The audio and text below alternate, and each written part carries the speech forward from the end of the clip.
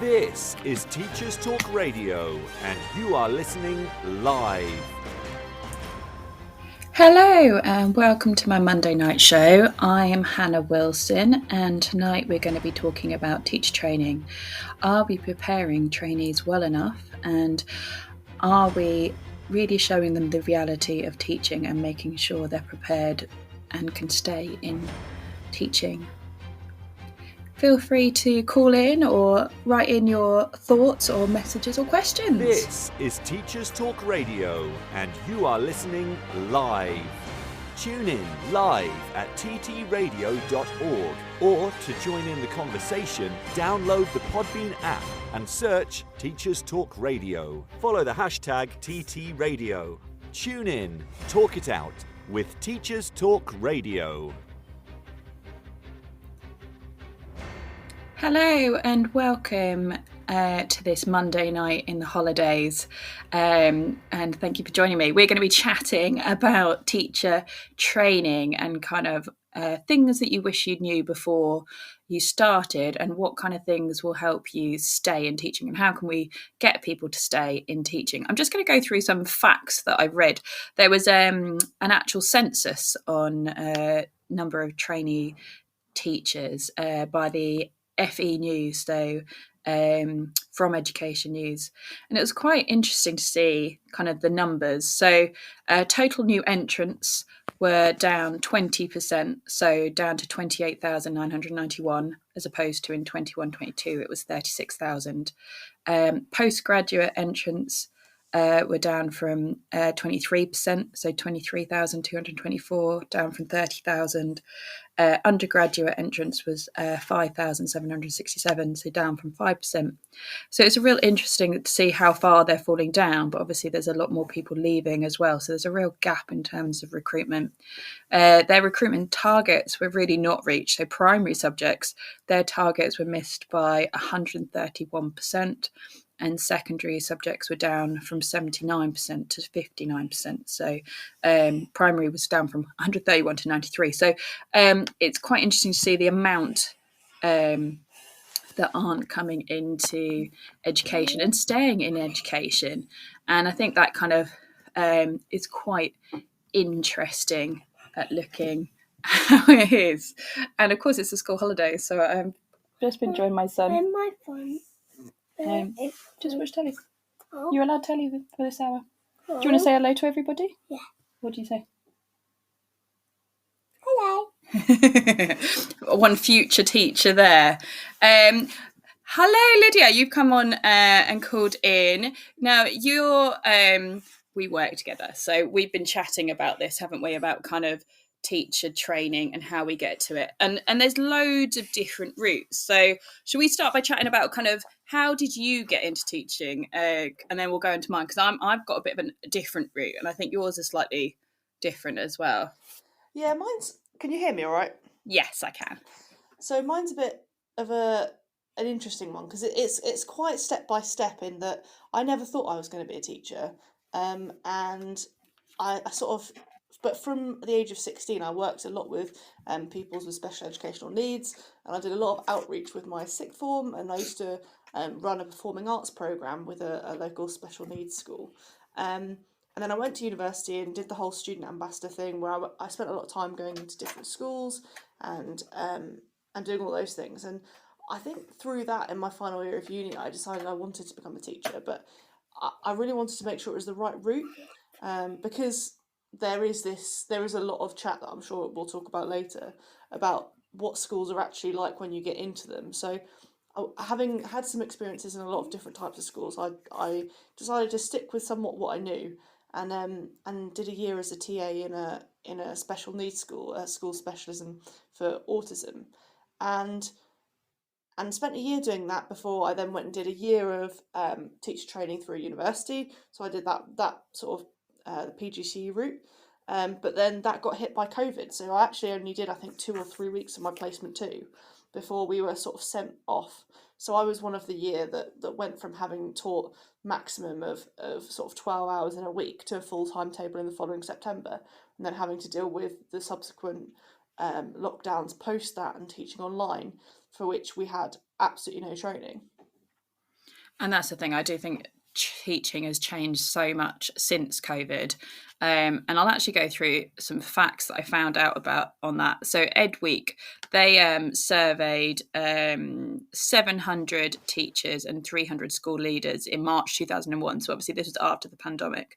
And pre-COVID, it asked like, how likely were you to leave the teaching profession? And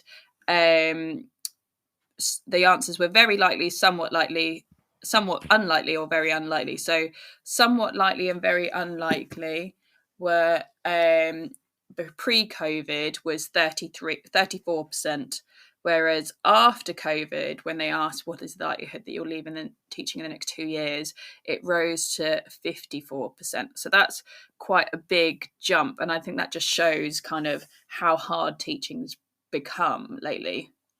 Yeah, I think there's been a real shift. I think part of it comes from a lot of students and parents actually almost now see schools as more of an optional thing, because during COVID, there was a lot of schools doing a lot of different things. Like, I think everybody was doing their best, but I think a lot of students were left to their own devices to get on with things, and they kind of saw school as something that, oh well, that they couldn't really do. It wasn't really working for a lot of people. They didn't have the necessary access, and I think that's sort of it's a big landmark of a change that we've experienced. That's been a sort of it's been a slow change in the last 10 years with education, but I think there's been a more significant change since COVID towards the perspective of teachers and education and schools. And I think we're now seeing a lot more of the TikTok trends making joke of teachers in the classroom and members of teaching staff that potentially isn't done for other careers.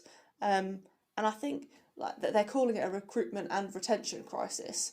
And I think a lot of it has to do with the view of the profession as a whole. And I think the previous benefits that were perceived to be with being a teacher maybe aren't there anymore.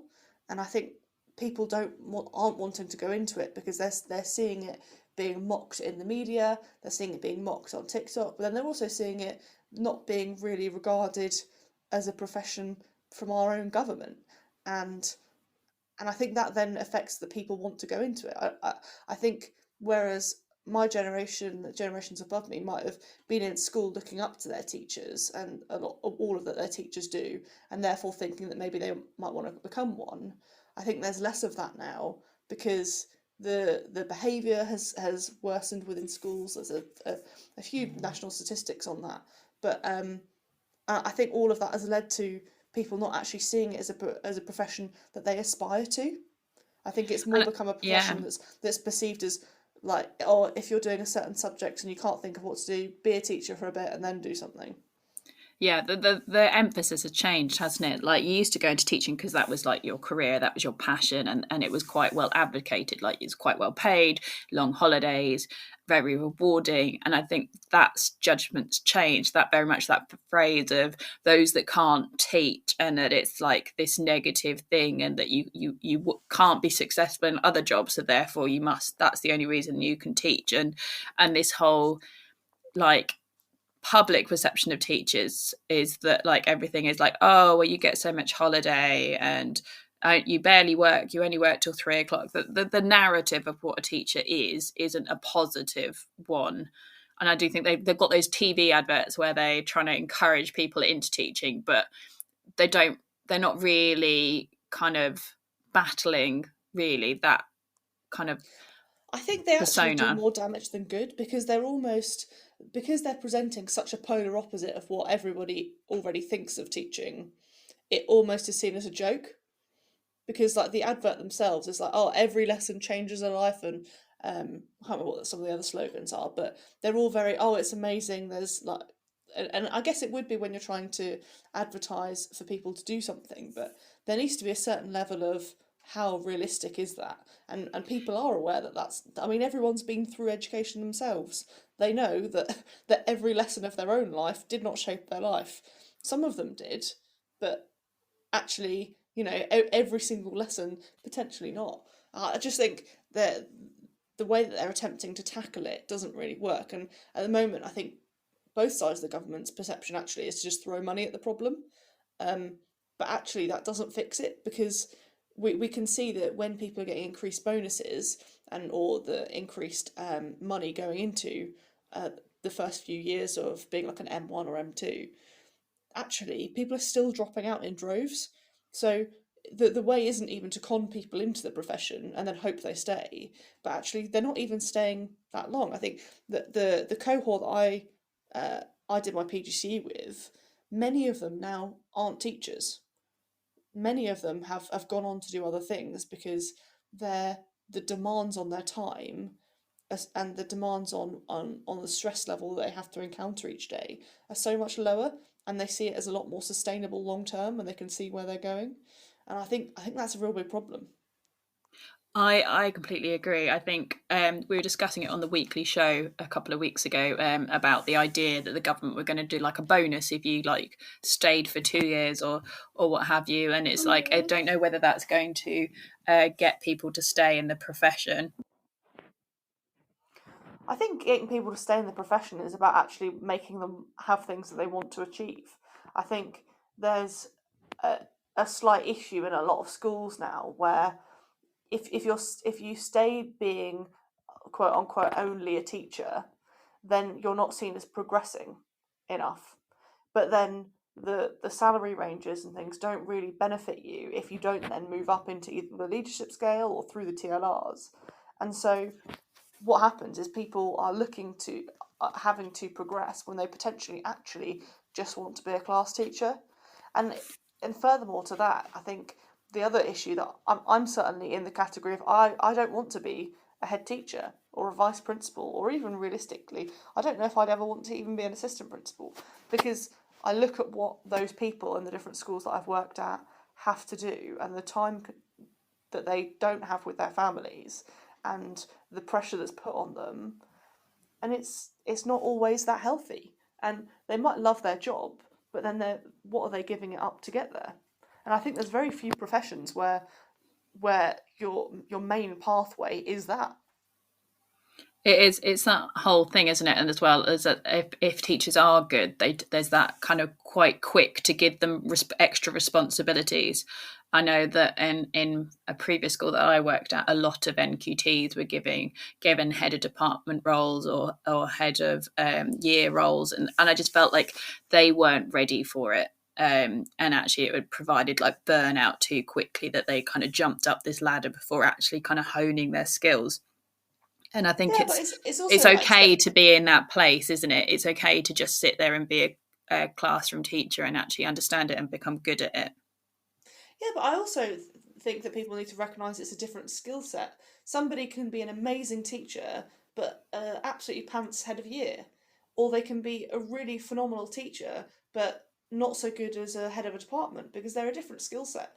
Being a head of department requires a lot more like overall organisation, but it also requires you to be able to manage people and have diplomatic conversations and do all of these things. So asking somebody in their first year of training to master two separate skill sets at the same time is unrealistic, but it's also unrealistic to say that people ever want to be in that position. Not everybody wants to be a manager. Not everybody wants to have, or for example, be in the pastoral position where they're having to deal with really serious events as a head of year.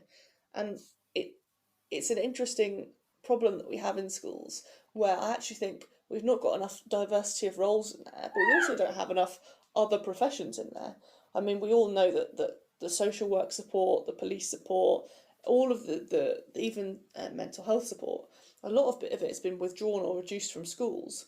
And it's almost like teachers are left on their own to plug in the gaps. But we're not trained.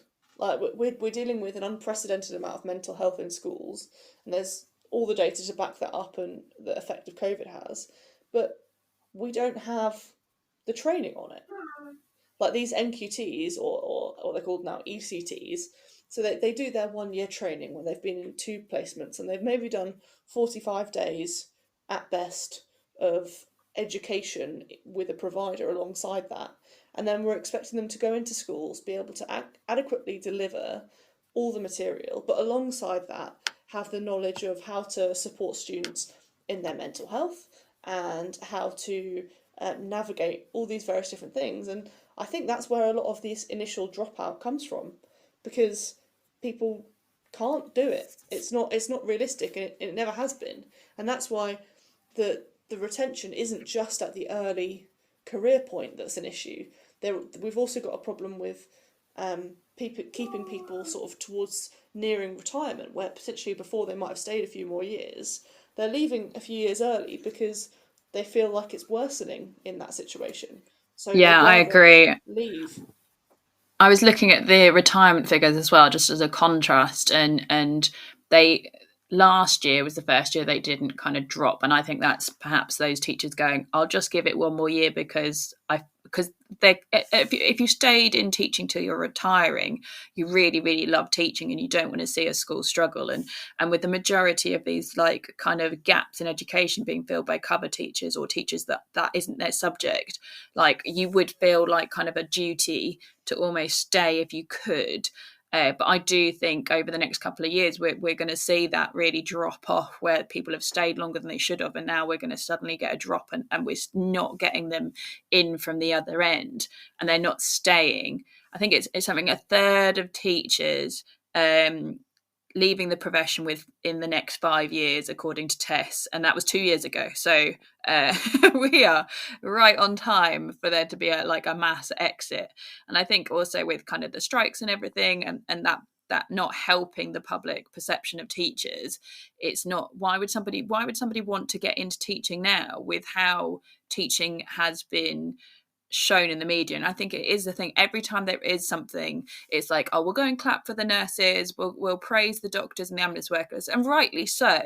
But it's like, oh well, the teachers want another day off, do they? And it's like, you do know we lose pay.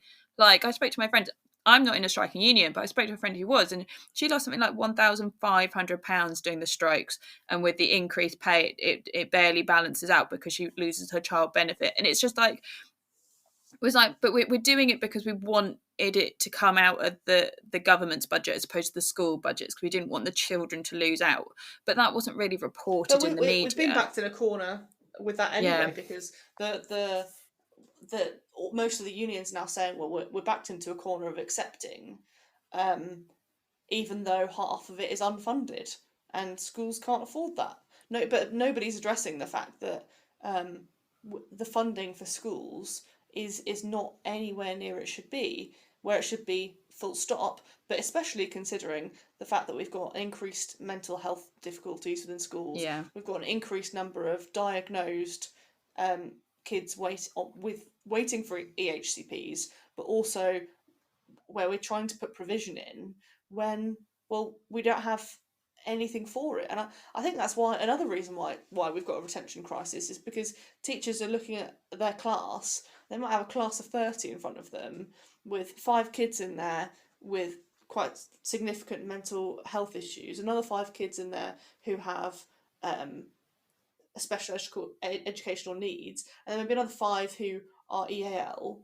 And actually trying to manage that and plan for that and produce the resources Yeah. and support all those students, it's not realistic, because if the student's having a mental health crisis, a lot of the time, well, they're waiting 2 or 3 or 4 years before they can be seen or spoken to by a professional. And in the meantime, schools are paying for counsellors to come in off their own back to try and support them, but then schools can't afford that, and they can only give it to a couple of students. And I think it's that as well. As a new teacher, you don't expect that. That isn't something that you're expecting to happen. You expect to go in, teach in front of a class, and that be it. You don't expect the kind of role that you have in terms of having to support students and their mental health and their learning needs, like how much that is. And I think as you go through the teaching career and you've been there, done that, it is easier to manage. But I think that's something that we don't prepare trainee teachers for enough, the reality of how many different needs there would be within one class, especially if you're teaching a mixed ability set. Like each class is going to have a completely different makeup, and it's just, that's quite hard to get your head around at the start. And if you don't master that, I think that makes teaching really difficult as well. Yeah, and I've also heard amongst sort of colleagues as well in different schools that there is almost this rhetoric that the people who have it hardest in a school, and I actually agree, the people who are working the hardest in school are often the teachers, who are only the teachers and who don't have additional responsibilities. Because often what happens is with additional responsibilities comes increased planning time for those responsibilities.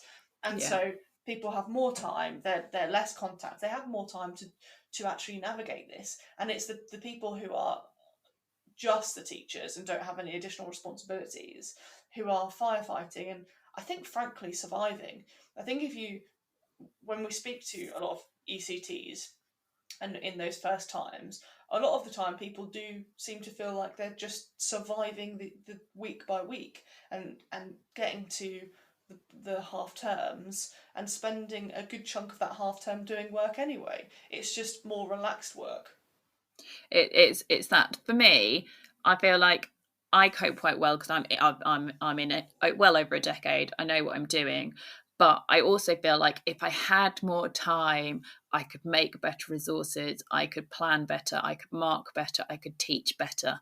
I feel like everything is at a rush. Like I'm getting everything done that I want to get done, but I'm doing it to the kind of the lower standard because if I did it to a high standard, gosh, I could spend twice as long on it and I would never have a life. And it's that balance. Like I would love to have an extra kind of, even if it was one day every half a term where I could really plan and get to grips and implement stuff, the effect and the positive effect it could have on my teaching.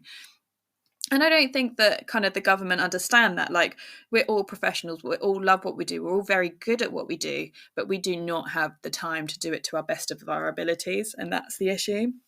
I think interestingly to add on to that, I think that that's a huge problem with the retention crisis because I mean I've just started doing my analysis of my master's research project on staff teaching students with EAL. And one of the things that comes up continually in all of the different research is time, in that teachers don't have enough time to adequately prepare for having EAL students in their class.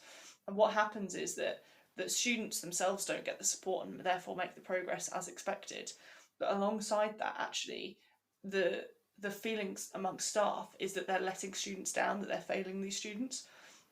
And no adult goes into teaching to fail students. We all go into it as a career that we want to teach and we want to see students succeeding and help them achieve the best that they can. And actually feeling like we're failing students is appalling.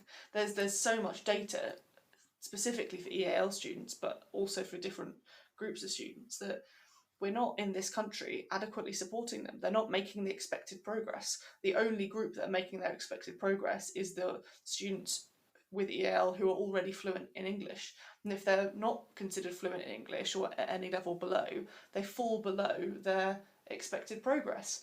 And no, we shouldn't be in that position, but staff also shouldn't be in a position where they feel like they're failing students. It's not making anybody feel good about their job if they feel like they're scraping through their teaching. And I think that's the thing with teacher training, is that they need to give like the trainee the same group and not like jump around. They need to have time to get to know those kids and really have somebody sit down with them and really analyze the class so they know exactly what's to come, so they're more prepared for it.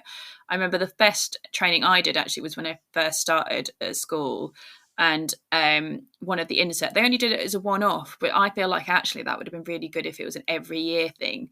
And we all had our classes printed out on, we just did it for Key Stage 4, but we all had our classes printed out on little sheets with their names and their needs and kind of their prior attaining and what their targets are and things like that. And it was really nice because I hadn't been there very long, and I was like, I can't work out this kid. And then I'd go and speak to somebody on a different table and they'd be like, oh yeah, no, sit her with this person and they'll work well together.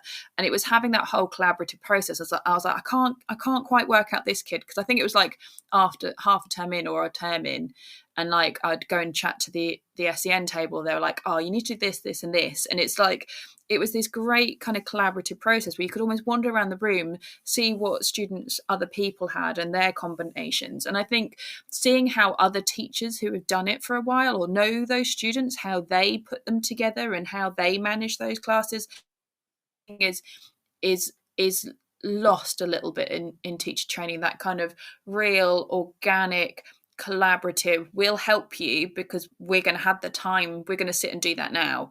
Whereas it seems to be the rush kind of just read their passport kind of thing, because people just don't have the time to sit and do it properly. I think that's what it comes down to, though, isn't it? It's time. Like, teacher training itself is a short period of time. The time, like, generally mentors aren't given extra time to be a mentor. No. And if they are, it's maybe an hour a fortnight or an hour in a week, which really isn't adequate. And I mean, I think that's where it comes down to, is we can't expect people to go from not ever really teaching before, just handling a full timetable. Just achieving that within a year is a feat in itself. But then actually expecting them to be competent in all these other things that at the moment, and especially since COVID, have risen up as an issue, that as a time demand.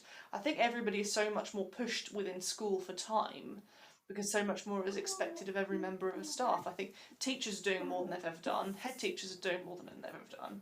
I think I saw Gillian Keegan the other day suggesting that head teachers should go and pick up students from their houses who aren't coming into school. I mean, where does that stop?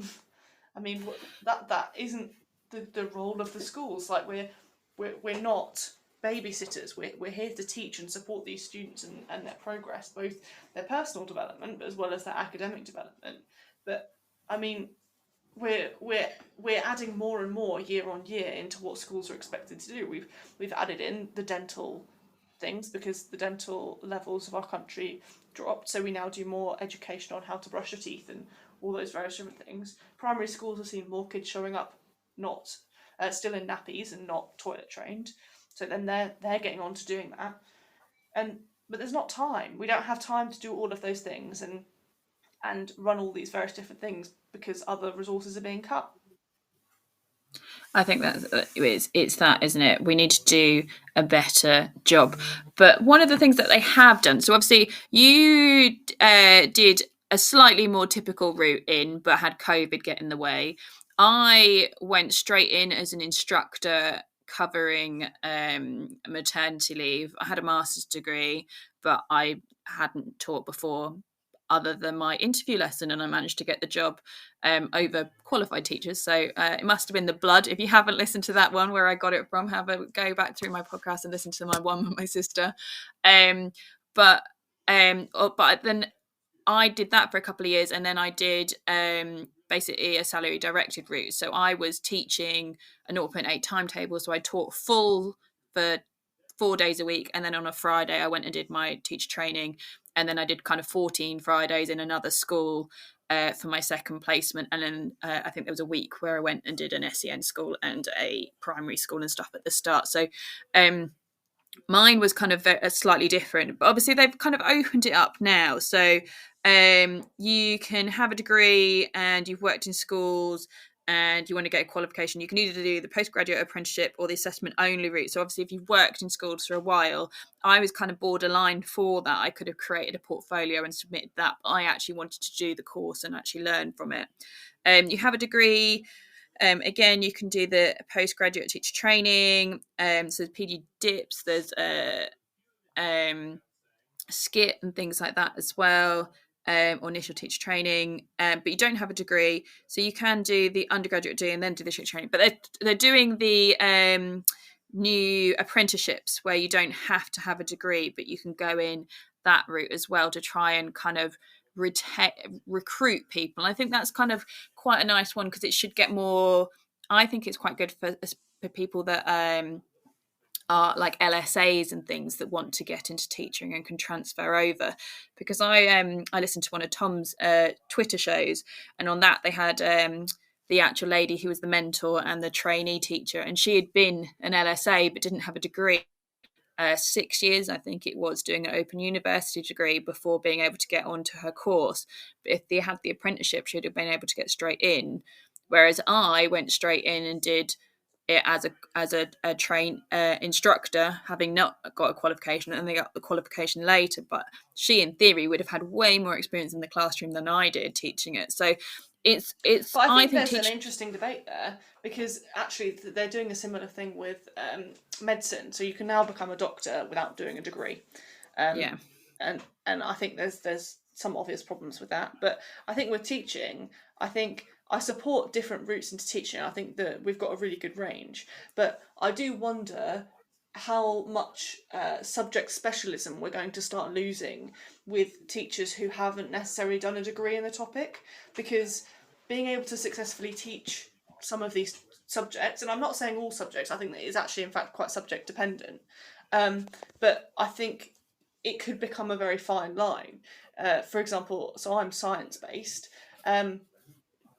Just doing your A levels in the subject is not necessarily going to give you the depth of knowledge within a lot of these courses to then be able to teach it at GCSE and A level successfully, purely because in the last however many years they've brought down a lot of the content into A levels and GCSEs that was previously at university level. And I sort of wonder how easy it is to go the other way, because we're expecting graduates knowing the content to learn the teaching skill, and sort of introducing this next route kind of adds the opposite. So we've got people who will have the teaching skill but not necessarily the content.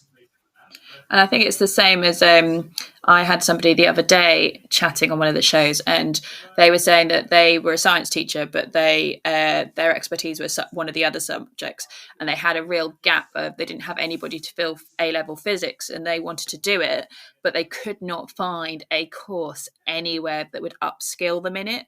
So I think that there's a loophole there. In terms of the doctor thing, it's quite interesting because my sister is a nurse and she did a medical degree, became a nurse, and she's done the qualification. So basically she's the equivalent of a doctor and can prescribe, but she's not an actual doctor.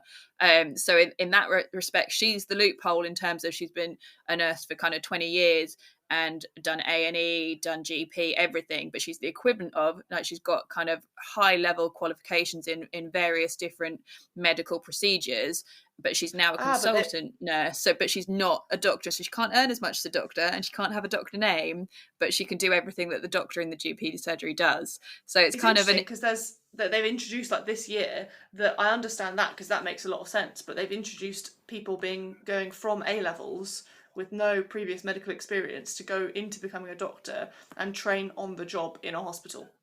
And I think that's the thing with the apprenticeships for teaching. I think they're good, but I think there should be a loophole that they've got to have done LSA work or been in a school environment for a certain amount of time prior to doing it. And I think actually that if we kind of almost made it a 2-year course with the apprenticeship, if you really want to go into it without having to go and do 3-year degree, go do a year as an LSA where you literally absorb everything you possibly can and really see and make sure it's for you, and then go in and have a year where you actually full on teach and do all the theory and stuff as well. And like the first year as an LSA, you would kind of gain all the information about kind of SEN kids and behaviour and things like that, and you'd hone those crafts. And then the second one would be all about like planning the lessons and pacing and timing. And actually, rather than, because I just feel like 1 year for teacher training isn't quite enough time to get everything done to make somebody fully prepared to go into it. But also, if you're not a key subject and you're trying to do that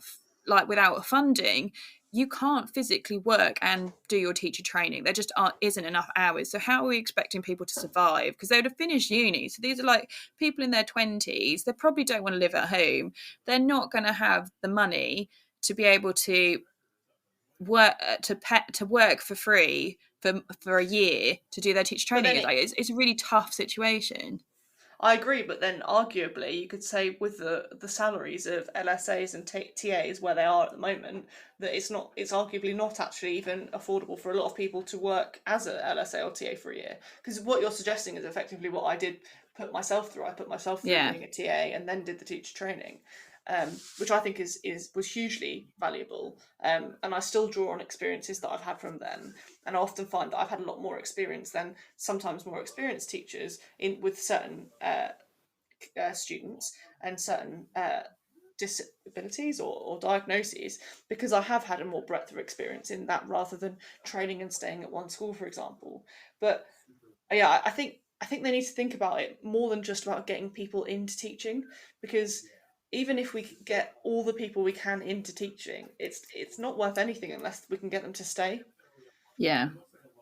And how do we better prepare them? Because I feel like that would prepare them more if they had a 2-year thing, one thing focusing on kind of behaviour and SEN and and EAL and things like that, and then a year kind of on your teaching craft. But other than that, other than me getting voted to be education secretary and taking the world over, what can we do? You go, girl. now? I think we need to have a better system of what actually happens once staff get into school. I think for a profession where we're in front of students most of our time, we've weirdly got not a lot of time with colleagues. Yeah. Like in your average day, the only time that you get with colleagues is potentially at a lunchtime. The rest of the time, you're in front of students, and I think a lot of it for newly qualified teachers is faking it till they're making it and putting a face on and hoping and gritting and getting on with it. I mean, but we don't have that unless you've got a really, really strong department, which, I mean, the data's showing is happening less and less. That it gets harder. I mean, like we've got we've got so few maths teachers now and physics teachers, but we've got so few maths teachers that we've got people who have no qualifications in it trying to teach it, and they don't know what they're doing because maths isn't something that is necessarily like another subject. It has its own set of skills and techniques to teach with, and I think we can prepare people all we want before we go into something, but they need the coaching and the support once they're in it.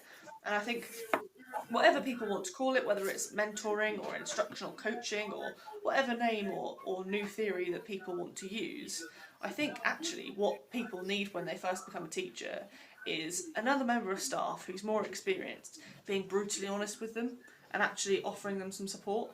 I think actually it can feel quite confrontational to have a member of staff with you who is trying to give you advice on what to do with things, but you feel like you're being judged by them. And I know since changing the ECT framework, that isn't it, trying to take away that kind of being like observed. Like I feel like that's seen as such a negative thing, and I feel like that should be turned into more of a positive thing with teacher training and continued throughout. Like I'm very much a little bit crazy that when Ofsted turn up, I emailed going, if you don't give them to me, I will be annoyed. Like I want them in my classroom. Like I want them. My team are great. Like hands up, it should be me. But I feel like that's how every kind of department should feel. But instead of, I'm just very, very used to it. The school I was at prior to ours, it had very much an open door policy. Like I had the classroom next to their deputy head. He would wander in on a daily basis and wander out. And at the start, I was like, oh, what did you think? Like I haven't had any feedback. And he's like, oh, I just wander in and out. I just wander around and look at everybody's lessons. If I'm worried, then I'll come talk to you. But I won't come talk to you if it was fine. If like I might comment about it in like briefing if I saw something that I enjoyed, but generally I'm just wandering around. And I feel like that's kind of disappeared a little bit in terms of, granted, because SLT are exceptionally busy and probably don't have as much time now to wander around and pop into people's lessons, but it should be this kind of this organic thing that's comes from kind of teacher training, that you should welcome people into your lesson, you should welcome feedback. Like that's how you grow. We are the advocates of trying to get students to learn, and we should lead by example by saying that we're never done learning. We always need to keep learning and keep growing, and that we need to bring people into our classrooms and have other people's perspectives, and that's a good thing, not a negative thing. I think it's not even about how we frame it anymore. I think it's just about giving the time to do it. Like we don't have the time, in my opinion, in an average timetable where you get the sort of average allotted time off or PPA time. I think you don't have the time to spend going and looking at other classes or people coming to look in your class and then having time to give you feedback, but because no matter how good a school is at promoting ongoing staff learning and even sort of providing books and providing resources and providing access to National College or whatever it may be, the reality is if you don't give staff time to access it and time to use it, then you're expecting staff to do all of this in their own time, and that isn't realistic comparable to most other careers. Most other careers, if you're expected to go on these courses, it's during your work time and you're paid for it. If you're expected to read something or do an online course, it's in your paid time. It's not in time that you're making up on your own. I think that sort of access is the problem here, is because like our school has access to online resources. It has we have access to books and things, but actually the time needed to use it and to access it, if you're running yourself thin during each day, using your allotted time, it becomes hard. I mean, I know I've tried to look at my time slots to try and go and look at other lessons, but when it comes down to it, actually you've got a whole long list of things to do and lessons to prepare for. It needs to be, that has to take priority, and I think more recently that's what's happened is teachers are doing it off their own back, and as lovely as that is, and I'm part of that crew, like it's a problem in terms of what we're expecting of adults. Yeah, because that's my thing, is that I always tell my trainees, like, don't stop doing CPD, don't stop learning, don't think that those after school sessions that you have as an ECT are really dull and boring and not interesting, and a waste of your evening. They're your bread and butter. That's where you learn and that's where you develop. Yes, there'll be bad ones, but there'll be ones that will stick with you forever. And it is that kind of minefield. And I was actually on my master's course the other day, and one of the ladies was saying that we should, like, it shouldn't be kind of inset, is a horrible word, it should be kind of continued development. Very much a culture that will chuck people on the free ones, because that's like, we don't have a budget, just go on a free one.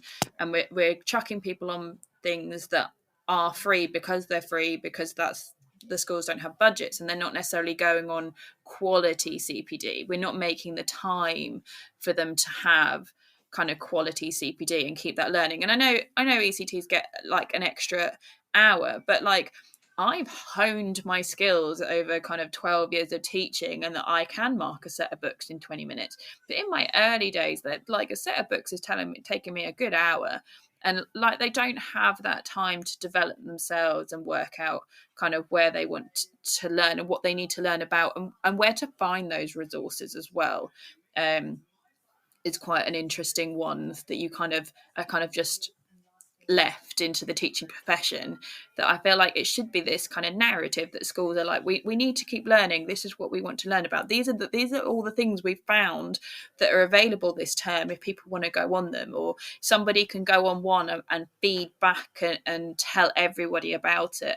Like, it needs to be more of a kind of a culture as teachers, that we kind of continuously learn and develop. Otherwise, you sit there and you're not up to date with the research. You don't know how students are changing, technology is changing, the way students learn is changing. If you don't keep up, you're going to struggle to teach your class and get the results that you need, because then everyone else will be developing. Yeah, I think also, I mean, aside from there's not money to go on the course, even if sometimes it is a free course, the problem comes is, oh, you need cover for your class, and that costs money. So then there's another way that things can't get paid for. But I think it's an ongoing problem, isn't it? Because we can always want to try and upskill and try and improve ourselves, but if it doesn't feel like it's being able to be successful, we've got problems. I mean, I think it was Adam Boxer that talked about there's an issue with one person doing training and then feeding back to everybody, because it ends up being a kind of like Chinese whispers, in that one person learns something, might have been Tom Sherrington, and when one person learns something and then tries to feed it back to others, they don't themselves fully understand it until they've put it into practice and done it really in quite a lot of depth. And so I think a lot of schools have tried to do that. They send one person on the course, and then that person comes and does a twilight or an evening session, and then everybody's upskilled in that one thing. And the reality is they're not. But equally, I think there's not enough of a conversation about how we can lighten teachers' workload. I think with the introduction of AI and how that can be helpful, and the sharing of resources, there is a possibility here to reduce the workload and what we can achieve in each amount of time. I mean, realistically, for most subjects now, we don't need the level of marking that used to exist in schools. No. Because in my previous school, before I moved to R1, we were doing an insane amount of marking, and I was that person that was sort of staying until 6 o'clock, because our books were expected to be marked sort of once per 4 weeks, and then each class was expected to have a test done every half term. So then you're looking at a whole second lot of marking, and then you've got your big assessments that need to be marked, and then any exam questions were expected to be marked. And the reality is that wasn't that successful for the students. And there is that evidence for that. But actually, with the increase of AI and all these various different things, there's a lot we can do to help develop our students, not only in using the tech for the future, but also in their skills for learning.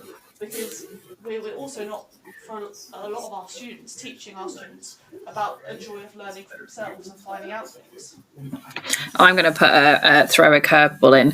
Are we generally seeing kind of teaching training organisations run by people that are kind of been in the classroom a while and then kind of move into teacher training before they retire, as opposed to kind of really good classroom teachers that have been successful and maybe not been in it as long, going and inspiring and teaching kind of the teacher trainers? I don't know the different organisations that we have, that have we got enough younger people, younger teachers inspiring and going and being able to help them and support them and show them to be more tech savvy? Yeah, I agree. I think there's a fine line between both. I mean, I've also had the flipped experience where you get taught in teacher training, admittedly not for a long time because my teacher training was quite comprehensive actually, but I've seen it where you have people training others to teach and they themselves, in their own words, only coped a couple of years in the classroom. And that's not setting you up for success. But all the teacher providers I've had have been people that are just putting off retirement a little bit longer, so they're just going to do a bit of teacher training.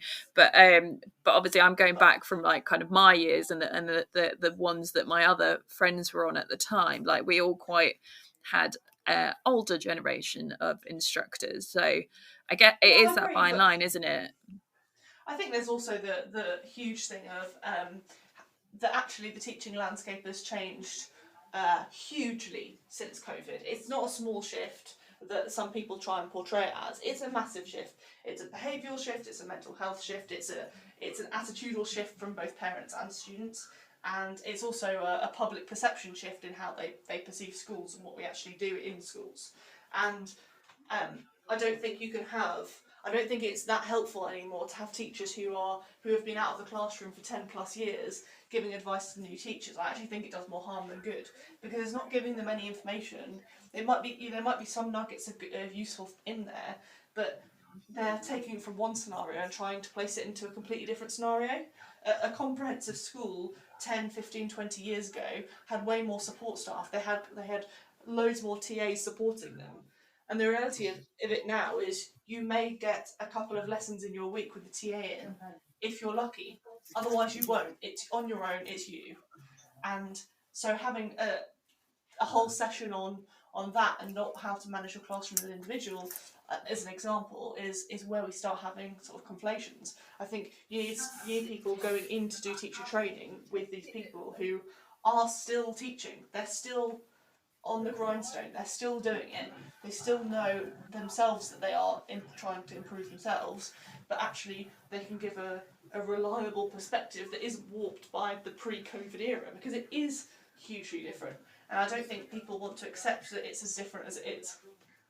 I think it is. I think the behaviour is different. I think the way children learn is different. I think the way that children engage with education is different. I think the way the parents view education is different, and I think that's the key. Right, I'm just going to play our news for today's show, and then we will be chatting more about kind of teacher training. What is things that you wish you knew, and how can we improve it? It's time for a fresh start to language learning. Pearson EdXL's new student-centred French, German and Spanish 2024 GCSEs cater to the needs of all learners, regardless of their background, ability or reason for studying. Rooted in learned language knowledge, their assessments are transparent and accessible, allowing all students to showcase their language skills. Through inclusive and relatable content, the new Pearson EdXL MFL GCSEs build a shared cultural capital that helps students develop an understanding of and appreciation for the wider world. Find out more at go.pearson.com/MFL GCSE 24. This is Teachers Talk Radio, and this is Teachers Talk Radio News.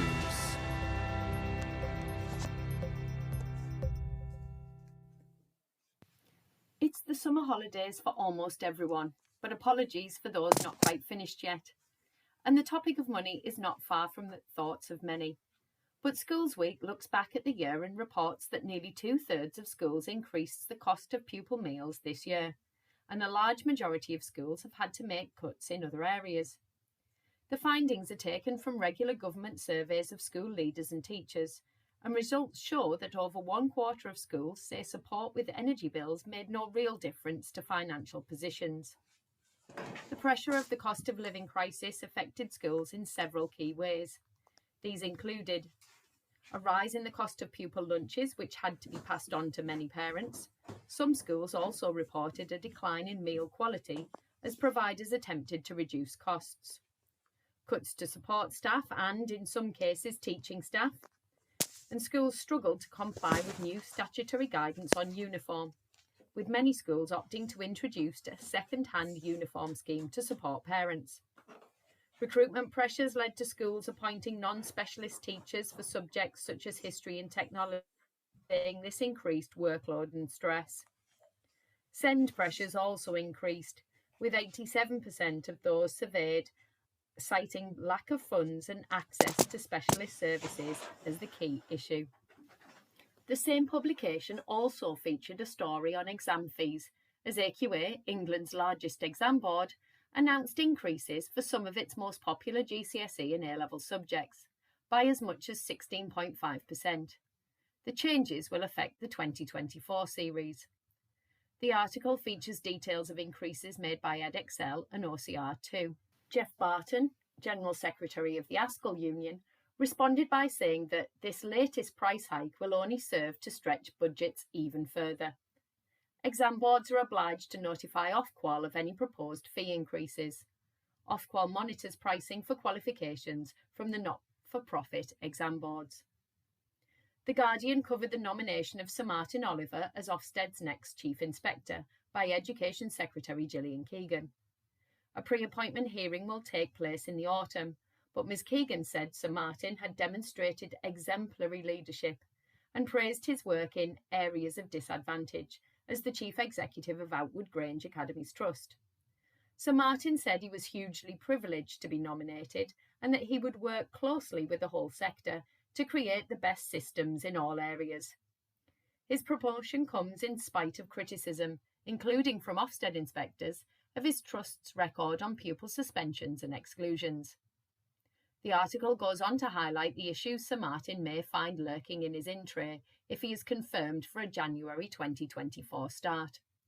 These include the outcome of the inquest into the death of Ruth Perry and the calls for a full-scale review of the inspectorate, including the scrapping of single-word judgments. The inspection of children's services at a time when there is a high turnover of social workers and an over-reliance on agency workers who are having to deal with heavy caseloads. He will also have to deal with media and political pressures in a role which could see him regularly in the spotlight. Finally, the BBC reports that the government will break its own deadline to provide schools in England with guidance on policies for transgender pupils. The guidance has been promised before the summer break, but is delayed because the Attorney General for England and Wales has advised parts of the guidance may be unlawful. The guidance was expected to address what schools should do if a child wanted to change their name or use different pronouns, and whether to involve parents.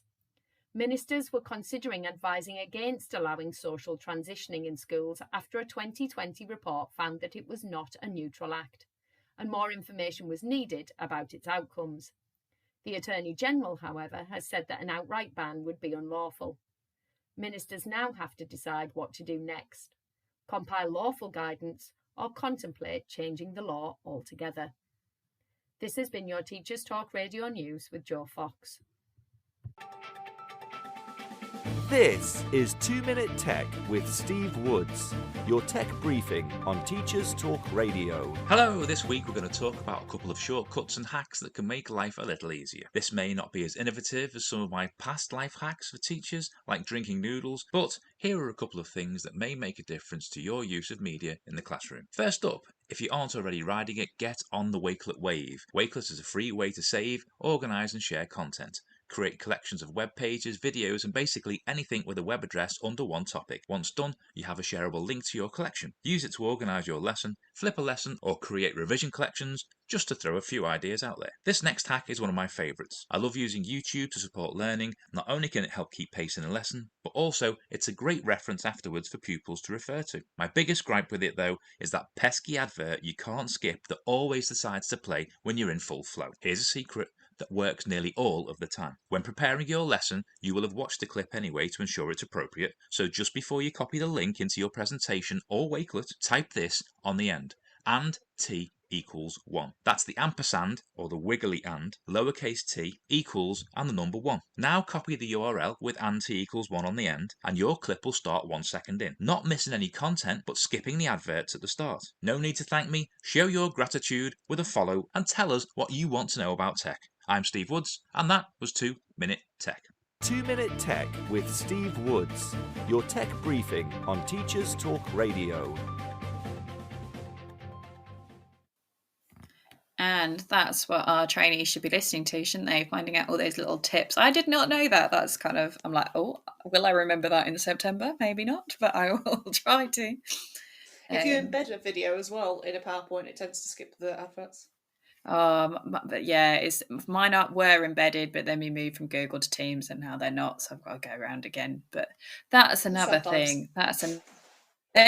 So we're talking about the fact that kind of how we can best support teacher training and make sure they kind of stay in teacher training. So CEDEC, the Voice for Secondary Education, they were saying that this was in 2022 June, so the end of last year. 77% of early careers teachers were still in teaching after 3 years, and only 68% after 5 years. So is my maths correct? So that's 1 in 4 that leave the profession within the first 3 years. So it's thinking about how we prepare them. Paul's given us a couple. So we've got the best CPD is from schools sharing ideas between each other, which I completely agree with. And that's my other tip is I would say to every trainee, find your staff room and eat in there, or rotate around the different staff rooms. If you've got multiple staff rooms, don't hide in your room and eat your food there, because actually you get to know different people. So for me, A block staff room, that was where I get to know all the cover supervisors and all the LSAs. And if I'm having trouble with students, they will give me tips. Whereas down the other one, if I went down E block staff room, I would kind of get more pedagogical kind of chat about educational research, because it's different people. So it's kind of a school dynamic. Don't pinpoint yourself and just put yourself in one staff room and stick with that, or hide in your room and don't eat with everyone.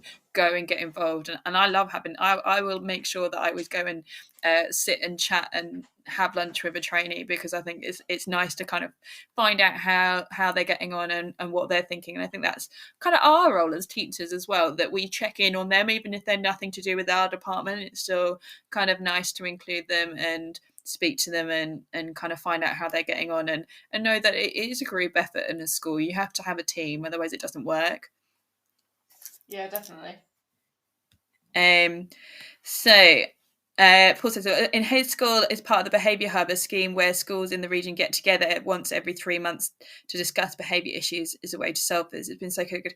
Oh, that sounds really good, because it's I think sometimes you can feel really alone as a teacher, and it is reaching out and doing and talking to others. So I'm a national subject lead for our Trust for Art and Design, so I kind of do the same for art. We kind of have online CPD every half a term, and then we have one kind of regional one in the summer term, one in the south and one in the north, because we've got 46 schools, where if the schools are allowed out due to cover, etc., then it's a great opportunity to kind of chat. And also you just feel like, oh gosh, are you guys struggling with year 9 this year? Yeah, I'm really struggling. Or how was your retention? Did you get good uptake? Because for us it was quite interesting after the pandemic, because we went full on as soon as we could teach in our classrooms. We went full on practical, because we hadn't been doing it previously, and actually that meant that we had a really big uptake, where other schools, because they stuck in their classrooms longer than we did, and then perhaps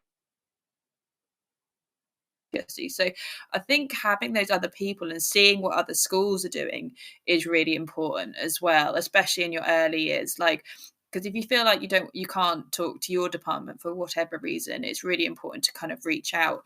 Same as, I don't know whether it's the same with other subjects. We have network of East Anglian art teachers, and I know there's a south one and a northern one as well, because we were kind of inspired and made our own down here, and again we meet up every now and then and run workshops where we train each other, but basically it's just time to go and have a bit of a chat and bond with other art teachers across the region. But I don't know whether it's, are there things like that for science? Not as far as I'm aware of. I mean, I think there's an interesting point you've made there, where it's actually really school and department specific in that who's leading you. Because in different schools I've worked at, I mean, I've had schools that would just reject any support offered by a trust because they think they were doing it better, and so as a trainee in that school, you'd get very limited outside influence other than your department. Especially if the department lead is sort of resistant to outside support. But then, yeah, I think it's just hugely dependent, because I mean, some schools are really only seem to want trust stuff. So we'll do this because our trust offers it, and it's all within trust, and it's all to do with the trust or the academy chain. And then others seem to be a bit more open to outside influences. I also think it depends on what's available. I mean, some lead practitioners can be really on it with certain things and not others, and I think that there's all different things going on. I mean, our trust at the moment is getting programs of study and curriculums done and moving across the board. So in both science and PSHE, we're rolling those out. But I think, yeah, it depends on where you can get support, because it is very useful, and having done more of it in the last sort of year or two, I can really see the benefit. But I remember being trained and being in my NQT year, and there was literally no outside influence. And I think that's the thing, isn't it? With it, sorry, you finish. Well, the only outside influence was stuff that I went and sought out in my own time. There was nothing within school that was done. Even the ECT program at the time, because it was all online, it was all very single dimensional, one person talking, very little interaction, and it was almost put that on whilst you mark.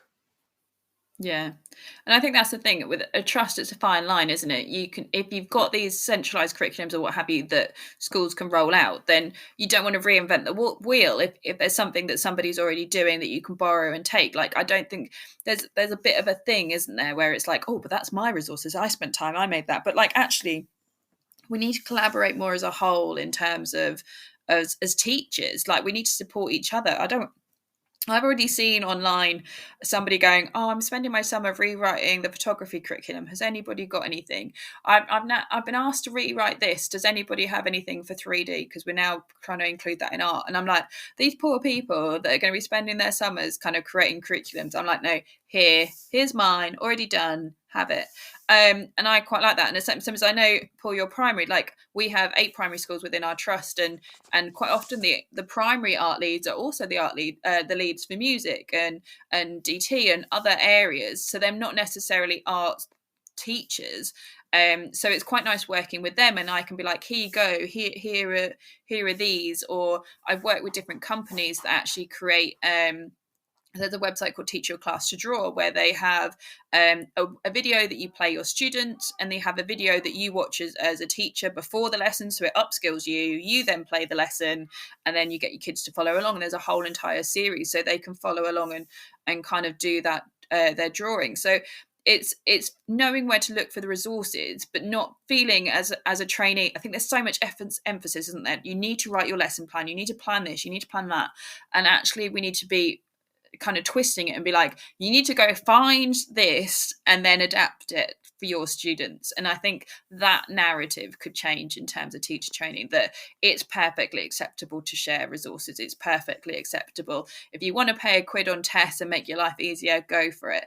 Because like, actually those people have put a lot of time into those resources, hopefully, and they're pretty decent. So if you want to pay a couple of quid for their time but gain multiple hours of your own time, then I think kind of that kind of scenario is perfectly acceptable. And actually we need to kind of have more encouragement as kind of the collaborative process, rather than it's seen as like, oh, I'm just going to download a freebie for cover. Like, and I think like the Oaks started doing it, I suppose, with COVID, but I know certainly like from the art perspectives, all of those are kind of gone and obsolete, and you certainly wouldn't been able to teach them for like keep providing it as cover because the kids would have already done that, and there wasn't a huge amount kind of offered.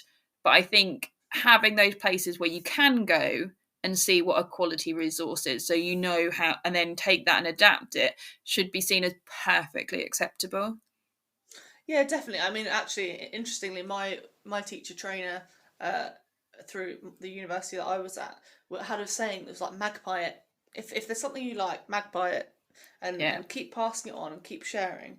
And she the first thing she said, and I remember the first week was, right, everybody get a USB or a hard drive, and every time you go somewhere, download the stuff, download the things that you need, and then just keep adding to it, because if all else fails and you can't find a resource, you can do a whole device search and find it. And I still have that same thing. I've continued to do that, and it's a lifesaver. But I think you're definitely right. Sharing resources is so valuable, and actually, but also being able to tell what makes a good resource and a bad resource. And Yes. but also, for example, cover's an interesting one, because we're all told to set cover, but very rarely does anybody actually give you any feedback on your cover. No, we're not. We're never taught how to set cover properly. No. How to like that should be in your teacher training. That should be in everybody's inset for like, even if it's 15 minutes at the start of every year. How to set good cover, what expectations are for cover, and feedback from the teachers. Because I know our cover supervisors will say like yours and English are the best cover resources because they're so easy to follow, like, but that's just because I had so many people off sick at the start of my teaching career at this school. I wrote every lesson with videos where I basically recorded how to do it, and I suppose that also came about with Loom as well. Like I kept that on from COVID, so in COVID I recorded the videos and spoke along my PowerPoints and sent them home. But like when I have cover now, I'll do a quick Loom video where I talk through the PowerPoint, and then that way the LS, there's no confusion. As long as the LS, the cover teacher plays it, then there's no kind of miscommunication of what I was expecting to happen, if that makes sense as well. So, and then those lessons aren't wasted. Yeah, I think it's hard because also there needs to be a fine line here between what staff are expected to set for cover, because already, I mean, unless it's a planned cover, teachers don't, as far as I'm aware, officially have to set cover. No. But really, the reality is we all do, because it otherwise it makes our lives a nightmare. But we all set cover and we all do all these things, but it can be from all over the place. I mean, I've set cover from my phone in a car before, steaming whilst my partner's driven me down the motorway somewhere, or in a hospital waiting room, you're just texting your colleague where each class is and what something they could do for them to write it for you. And I mean, I have written cover from a hospital bed a lot this year. Yeah, that's the thing. I think there's a lot of very innovative things being done with cover. I know there was a post in TES a couple of months ago, might have been longer actually, about a school that any time a class had cover, they'd just go to a computer room, and there'd be somebody whose permanent position was to be in that computer room and running cover. And so that member of staff felt way more secure in what they were doing because they knew what was going to happen. Staff would just point to a lesson on Oak Academy or another resource, and students would just get on with it, and the staff member would have visibility of what's going on, and behaviour dropped, or negative behaviour dropped with regards to cover lessons, and that school decided that was a lot of a smoother way to go. Because these are the little things that we aren't told about when we train, that we should kind of be included. And I think like that's one of my things. I always make sure there's one or two cover lessons in my scheme of work that are written in my scheme of work that have everything ready in the pad, and I literally have to be like, that lesson, go. And like everyone knows kind of what they needed to do. Granted, it was a bit more difficult when I was off for a longer period of time, but I didn't really have to do a huge amount because I knew that I had pre-planned that. I was ready for that. Yeah, Paul's put something interesting. He said he had to do a subject lead Ofsted interview from bed via Zoom with COVID, and It is true, we do go above That's and beyond, amazing. because I mean that's what it all comes down to, isn't it? Regardless of the conversation, teachers tend to go above and beyond to try and support their students the Yeah. best we can. And I think that the problem, going back to our original point today, like the recruitment and retention problem, comes from teachers not feeling like they're being successful at that. And I think it's that, like, I broke my foot and I had like a week off and then got taxis into work and then got a DVT and again had a week off and then got taxis into work and then got pulmonary embolism, where I finally had 2 weeks off work and then half term, but then I came back after. But in reality, I was signed off for kind of 6 months and I should have just been off. But that it was way easier to go in and be. I still believe that the students had a better me on half kind of capability of just kind of not being able to wander around the room. I can still teach better sat at the front than them to have had 6 months of cover. And like also like I love those students. I have kind of a responsibility. I didn't want to do that to them and their GCSEs, but I think that there is that kind of well-being side of teaching, that we don't put ourselves first, and actually we do need to teach our trainees that it's okay to, if you're ill, you're ill, but this is how you set good cover so you're not disadvantaging the students. This is how you the procedures that you follow, and kind of and make them aware that they can say no. Like, if you're ill, you're ill. Yeah, the I feel problem like is as though, teachers we it's very much easy. need to be on deathbed before we don't go in. But that's the problem, is no matter how much we tell our trainees that, they're never going to do it, because they see, Yeah. and I was one of those, that I saw other people pulling in ridiculous things, being ill, still being at work. I mean, and for my first few years, I had a phenomenal head of department who would literally send you home. Like, if you turned up Yeah. too ill, she would write your cover for you and send you home, and it would be done, and that would be it. And I was very thankful for that. I mean, like, we did have to be on death's door, but you know, it got taken seriously, and we never really had any sort of questions about if we were taking the mick. But it's very hard to sit and tell a trainee what, and it's easy to say the words, but the reality is if all of what they're seeing is teachers pulling in ill and with lost voices, and they've got tonsillitis but they're still here, and you know, Yeah. someone's got a chest infection but they're making it in, then when they actually are ill, they're not going to stay at home, because there's the, oh, I'm not ill enough because so and so made it in without it. Yeah. I think I'm going to go back to one of the things Paul said earlier about making sure that students are kind of having their placements in different demographic areas, and they're experiencing different schools. But I do also think that the caveat in there, they have to be good schools. You don't want to go into a school that just isn't prepared for you to be there, with a not very good mentor that kind of doesn't really know what they're doing and trying to have just been asked but they weren't really expecting it, kind of thing. Because I had a student a few years ago, and they came to me and they told me that their old school had put them as outstanding, and I was like, watch them teach. I'm like, you are not outstanding. And we kind of went through things, and I'm like, I ended up having to fail them on the second term, and granted they came back and turned it around on the third term, but I was like, how is that first school said that you're outstanding when you're barely teaching anything?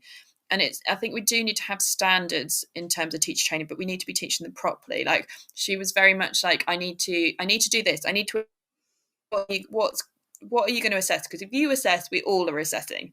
Everybody in the department are assessing, because we can't have your kids getting a extra advantage over anybody else's. So if you're assessing, we're all assessing. Secondly, how does it benefit the students? We're not assessing for you to tick a box. We're assessing because the kids need to benefit from it. So how are you assessing it that is going to benefit them? And third, if we're all doing it and we're doing it at this point, how is it going to be time effective that we're all not going to waste our time? Because you may only have the one group that you're teaching, but I've got 4 and the other teacher's got another couple. So if we're going to, granted we're quicker, but and it completely changed her logic in terms of how she thought about kind of the teacher training. And same as before that, she was like, oh, I like kind of telling the kids off, and had kind of scare tactics, almost kind of behavior thing. I was like, you need to I'm not going to pass you on behavior until you get to know those kids, engage in the kids and get to know them, like really kind of individualize them. And as soon as she started doing that and really got to know them, she did like a rewards game with them, and they were like putting our hands. I was like, you need to be focusing on praising them rather than just telling them off. And as soon as she did that, and actually they were like kind of looking for the things that they could do right to get attention from her and get praise, they were different animals. And then she was able to kind of really control that class. And I think, I don't know whether, I mean, obviously I've done a lot of mentor training, but a lot of that is stuff that I've volunteered for, again, because they're free, but also because I just love it. And I'm slightly addicted to CPD. So I've been like, yeah, I want to train, and I want to know how to be the best mentor I can be. But there's got to be a lot of things, onus on the schools, that we're picking the right mentors for the trainees, and that they're properly equipped, and also that communication between the providers and the mentors, because I feel that they're quite separate. Like, I don't really know what they're being taught on the Friday. I wait and kind of get told by my trainee after the fact, and it's like, it would be quite nice to kind of have a real like up to date what they're doing, and kind of be able to blend that into what I'm doing to really emphasize things, to make sure that the teachers, the student and the mentors and the training provider are all on the same page.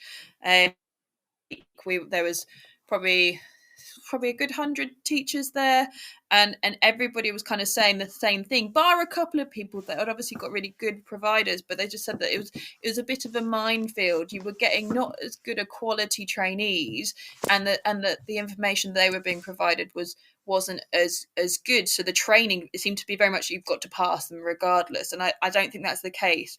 I think we need to have a rigorous system, but it needs to be a system that supports them.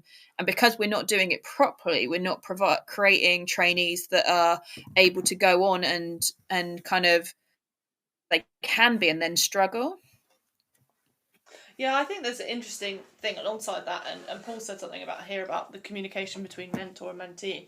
I think there's a lot to say about that, though, because I've had students who I've not been the mentor for, but I've ended up doing a chunk of work with, because they end up getting feedback from so many different places, that actually being able to narrow that down to what actually do I need to improve.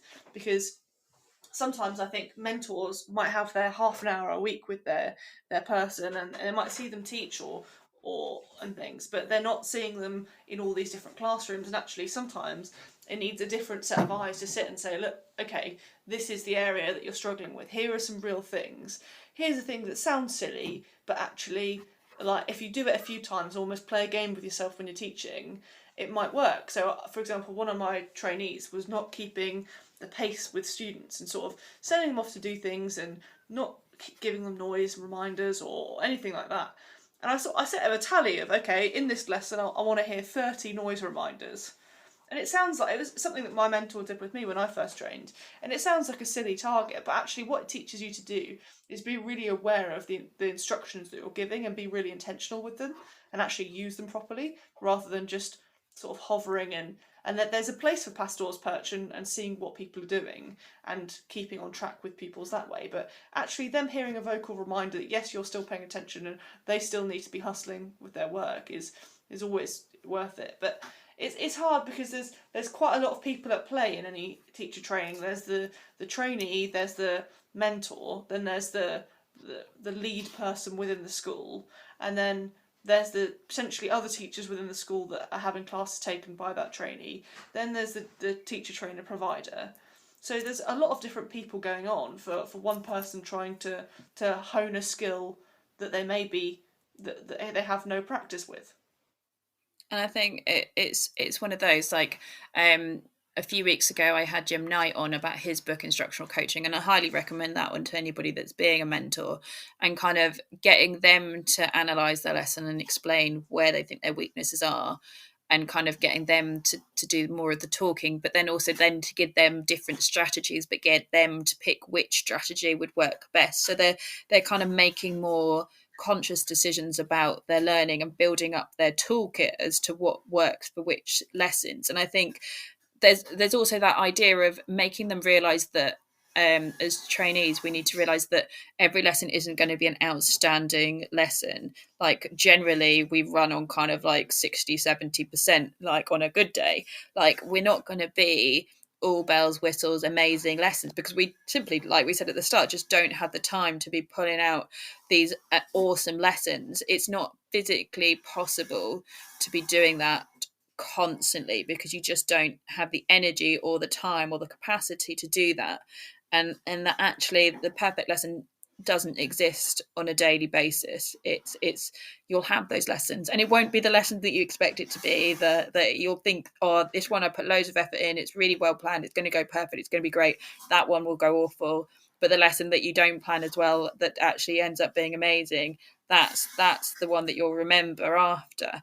And I think it's teaching them to adapt and change and not be afraid to go kind of off piece, because that's the best thing about being a teacher, when a kid throws you a curveball and you actually like makes you rethink how you're going to teach it.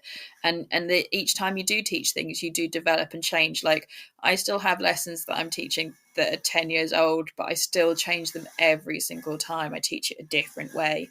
And that's what I like about teaching. That's what is so great about teaching. And I think it's losing that perfectionism, but that having that need to be able to adapt constantly is really important.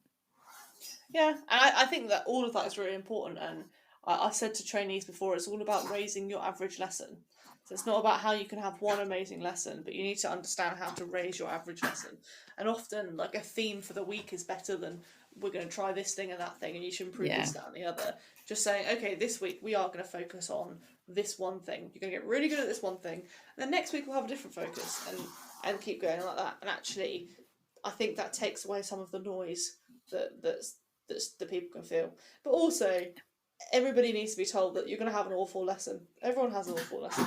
And it happens more than once, where you might have planned it and you think it's great and you've put everything in place, and for whatever reason, it all just goes up in the air, and you end up leaving the lesson half wanting to cry, half sort of because you've put all this effort in and nothing's come to fruition, and the other half because sometimes you don't even know particularly what caused it to go so wrong, because only on reflection can you really work that out. But actually, I think sometimes saying that to trainee teachers and being honest with them about it is something that sometimes isn't done. And that kind of understanding that life will go on, kids will go on, and that when we fail, or if we miss a day of school, or if we like say, actually no, we can't do that, or even leave a school, sometimes you feel like you can't leave a school, and it's like, life goes on, you're replaceable, the kids are resilient, like I said, me going off sick, like, yes, they took a bit of work to get back on target, but actually they're resilient, they're fine, they will get on, they'll be okay. Like, it's you don't need to stay up till midnight creating a resource. Actually, what you've done beforehand is probably going to be fine, and you can just adapt it in the lesson. Like, they're better off having you on a good night's sleep than you having stayed up to silly o'clock trying to recall something. And I think that goes for the performers as well, in terms of the lesson plans and things that students need to fill in. Like, we don't really fill in lesson plans anymore. Granted, I've got schemes of work, and it's really important that they understand how schemes of work and how the sequencing works and how the interleaving of information works. But the workload of having to write like a ridiculous amounts of lesson plans, but then that might be just me, because I was doing mine whilst teaching a 0.8% timetable, and I wrote a lesson plan for every one of those. But so I'm like, got a huge problem, because we teach them how to write a lesson plan, and then they never use it again. But also nobody tells them how to not write a lesson plan. Yeah. Like, we all let's be honest about it. We don't all sit writing a lesson plan. It's not that we don't think about our lessons and plan them, but I don't know any teacher that does these huge long lesson plans. But we all still plan a lesson and think about things to include in a lesson. Yeah. And I think actually somebody needs to talk to these trainees about, well, what's the bridging step between these hugely long lesson plans. And I mean, I know Teach Toolkit has a 5-minute lesson plan that's a good sort of gap fill or step over. But yeah, I mean, I used to have when I first trained to teach, because science, obviously you've got chemicals, you've got all these different things everywhere. And I remember having a really bad lesson during training. And ultimately it wasn't my fault. It was because there'd been a fight in the corridor 10 minutes before my lesson started. and I had 3 of the kids who were in the fight return to my lesson halfway through my lesson. So it was never going to be a solid lesson or practical. But my mentor just and we sat down afterwards, and we had a bit of a laugh about it. And I felt really bad that the lesson hadn't gone to plan. And she said something that I think will always stick with me, which is, well, doctors have this first do no harm. And actually, teachers have the same. First do no harm. Did your kids get from the start of the lesson to the end of the lesson safely? Right, yes. Okay. Did they manage to learn something? It might not have been everything that you wanted them to learn, but did they get to the end of the lesson knowing something they didn't know at the start? And if the answer is yes, you've been successful. It doesn't mean that you've reached peak success, you've done everything you wanted to do, but actually there are lessons that are like that you get to the end of the lesson and it just, the lesson happened and you've got to move on from it. But I think sometimes that's not necessarily spoken about, and we spend so much time talking to trainees about how to get their teaching practice perfect, which in itself doesn't exist, that actually trying to say to students and trainee teachers, look, sometimes it just goes wrong. Like, you can set up some of these science practicals. I mean, there's a particular biology one, but it rarely works. And so, if it works, it's a bonus. But otherwise, we can sit around watching some colour change to happen that will never happen. And that's okay. And you kind of have to just explain it and move on. It is that whole thing of I think we should teach them more about resilience and how to adapt. Like, how do you cope when you've got kids coming in middle way of the lesson or somebody disturbing your lesson? How do you cope when, for example, a school not far away from ours got hacked and they weren't allowed to use the internet and they had to teach out of books? And they, like, the older teachers were fine. They were like, yep, we're okay. We know how to teach out of textbooks. New teachers, no, didn't have a clue. They were like, what? So it's that kind of resilience to be able to adapt. One of my when I first trained to teach, one of my mentors made me do an entire teaching day with just a whiteboard pen and a pen. Yeah, I think it's important that they look at different things and looks at different styles. But I think in terms of the teaching planning and the performers and stuff, I think rather than writing these lesson statements and stuff, yes, you need to know what they need to know, what their prior information is, and what their key concepts are. What are they going to walk out knowing you out of your lesson? But that shouldn't be a huge, massive thing. But it should be all about what your kids' learning styles are and what support and what things you need to do. And I think also that idea of how you plan when you're teaching a full timetable is really important. Like, me and my friend joked that she came over and asked me, she's like, the maths teachers are taking the mickey out of my planner because this is how I write out what I do for the week. And she had a sentence on each one of what she was going to teach. And I was like, yeah, that's how I write my planner. I know what that lesson is, that all my schemes of work I've written. I just have to write a sentence or a couple of words and I know what I'm doing with that class. And maths, they write it all fully out, like in their planners, what they're doing for every lesson. And I think that kind of idea of what do you need to know? How can you prep for a week and the following week, and knowing, like, I write 3-4 weeks in advance, and then when we have strikes and I have to shuffle everything up, or a GL assessment and shuffle everything, and then a course that I forgot about and I've got to shuffle everything.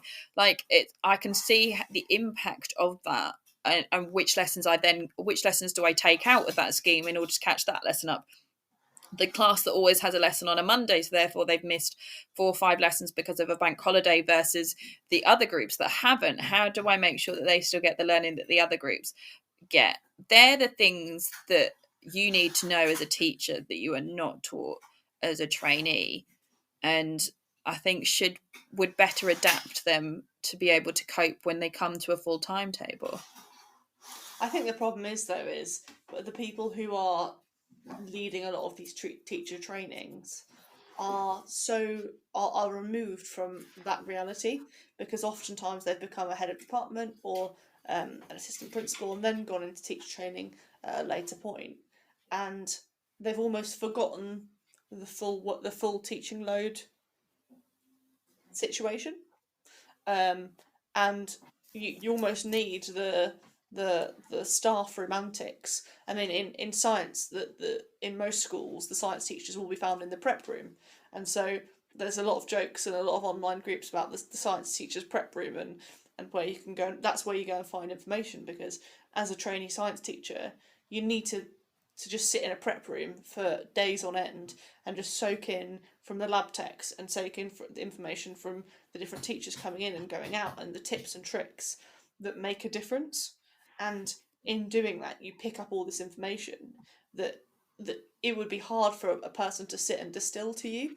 I think this is the thing, is we almost have this fallacy of, if you have that there's two ends of a spectrum, that you're either, or a binary actually, people seem to think you either can tell somebody how to do something better or they learn by experience. And the thing is, there is this middle ground where it isn't that, it's them sort of taking in information slowly and then starting to embed it along the way. That isn't experience. They don't need to do it 12 times to know how to do it. They might just need to hear that nugget at the right time. I think that's exactly it. We need to be giving them more skills of how to cope when they get to full time, because I think it's this whole kind of building it up, but it's actually quite a quick process, being a 1 year induction into teaching, and that actually when we get there, we kind of then panic and you're on your own and you don't really know what you're doing. So it's kind of knowing where support is and how to be supported and kind of what the best things are, and also not to put the pressure on yourselves where what is a good teacher versus an excellent teacher. They're the ones that can adapt and learn and know what to do and know how to cope and know where you cut and where you focus and how you gain your time back, because this is a profession that if you want to have longevity in, you need to be able to protect yourself and protect your home life and not be kind of doing it continuously. You need to be able to have that balance, and that it's healthy to say no and know where your limits are, because we could put every hour we possibly could into teaching and we still wouldn't be happy, because we're teachers and we want to do the best, and education is continuously changing, and that's just what we do. But it's kind of understanding those and getting, for people's well-being, I guess, understanding that balance. But yeah, I think on the note of the fact I've just seen a surfboard be carried into my lounge, that is the point to end the show. Thank you so much for joining me, Lydia and Paul, and chatting away. Yeah, so we're going to completely reform teaching, training, and solve the retention process. So no problems at all. Bye. Bye. Have a lovely summer, everybody. I'll be back on your Monday night soon.